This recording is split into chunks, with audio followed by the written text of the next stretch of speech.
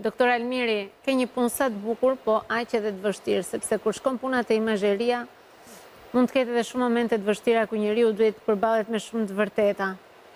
Kur e zgjodhe këtë pjesën e imazheristit, si e mendove, për facilitet, për diçka më sfiduese, sepse ka shumë specialitete në fushën e një mjeku?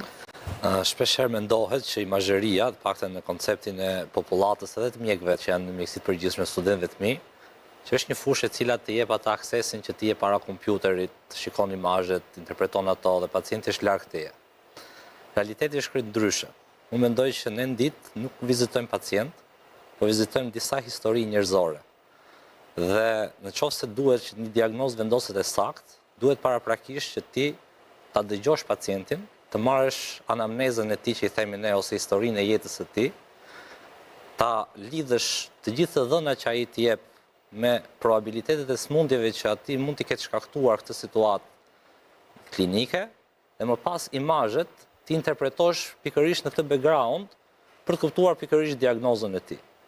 Dhe diagnoza jonë shpeshherë përcakton nëse ky pacient duhet të futet në sallën e operacionit apo jo. Pikërisht, pra, është ajo që dhe shpeshherë na ndodh duhet japësh lajme jo fort të mira gjithmonë. Të vjen kirurgu, i cili normalisht është një nga specialitetet më të mira të mjekësisë sepse shpëton jetën, dhe të thotë ta hap apo jo.